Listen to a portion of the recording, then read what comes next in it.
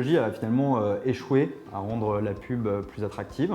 En témoigne l'essor récent des outils de type AdBlock. Et notre réponse ou notre diagnostic, c'est qu'en cause, c'est le modèle traditionnel des agences et des éditeurs de technologie, absence de transparence, lenteur d'implémentation, qui est à l'origine de cette désaffection. Artefact est un acteur intégré qui mêle le conseil, la technologie et le storytelling et qui répond en fait au désir des annonceurs d'avoir une oreille attentive à l'ensemble de leurs problématiques. Oui, donc en effet, on accompagne les annonceurs de bout en bout, comme le précisait Guillaume, sur 3 blocs. Un bloc Sync, un bloc Build et un bloc Run.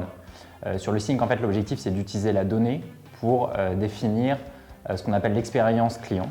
Donc cette donnée va améliorer l'expérience de bout en bout et l'objectif c'est de travailler avec l'annonceur pour définir vraiment ce qu'il veut donner comme image, comme ressenti à l'utilisateur final, à son client final.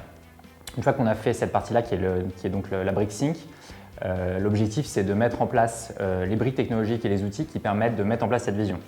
Donc on accompagne nos clients, les annonceurs, dans la définition exacte des outils qu'ils souhaitent mettre en place et dans le choix, la sélection la plus rigoureuse possible de ces outils. Le dernier objectif, c'est la brique Run. Une fois qu'on a la bonne vision, les bons outils, l'objectif, c'est de bien les utiliser, de bien les mettre en place. Et donc ce qu'on fait, c'est qu'on accompagne nos clients à mettre en place les bonnes organisations, les bons systèmes de gouvernance pour utiliser au maximum ces outils lors de phases de campagne, et ce qu'on appelle le Run.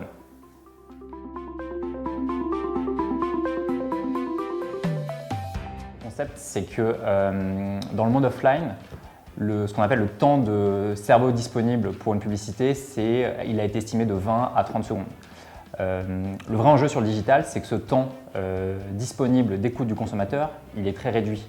On sait tous que le consommateur est très distrait, il est très impliqué par de nombreuses sollicitations sur le digital et du coup ce temps il passe plutôt de 2 à 3 secondes. L'objectif de cette méthodologie, c'est d'arriver à recréer tout le storytelling qu'on peut avoir par exemple dans une campagne télévisuelle qui dure plutôt sur un spot de 20 à 30 secondes, sur un ensemble de séquences qui sont du coup réduites de 1 à 2 secondes. Et donc l'objectif c'est de séquencer une série de messages qu'on aura identifiés et de réassembler ces messages pour que l'histoire que l'on va raconter en mettant à bout ces messages corresponde exactement à ce que le consommateur attend. C'est ce qu'on appelle créer du storytelling data-driven.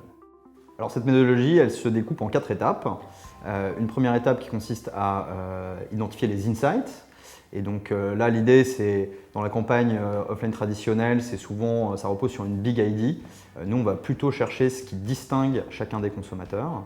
Et donc par exemple, pour une marque de chaussures, avec quoi vont-elles être portées, dans quel contexte, quel mode de vie elles doivent communiquer. Il y a quasiment autant de raisons d'achat ou de désir que de consommateurs.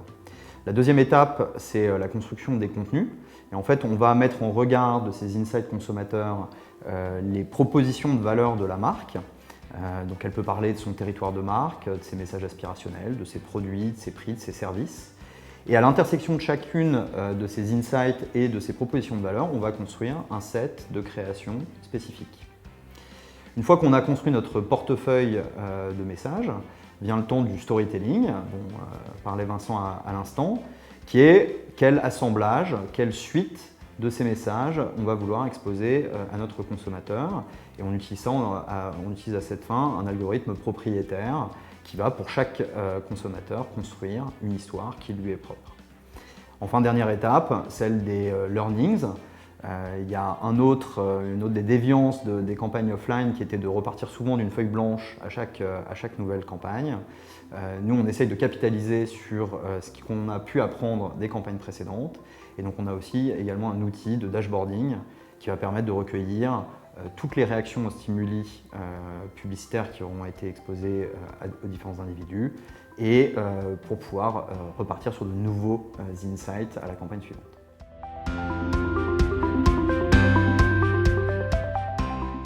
Alors déjà, nous, on insiste sur le fait que c'est très important de pouvoir mesurer ces campagnes de bout en bout. Pour ça, on met en place toute une série de segments témoins qui permettent de mesurer à la fois la performance du média et la performance de la data et d'être capable de communiquer des résultats en toute transparence.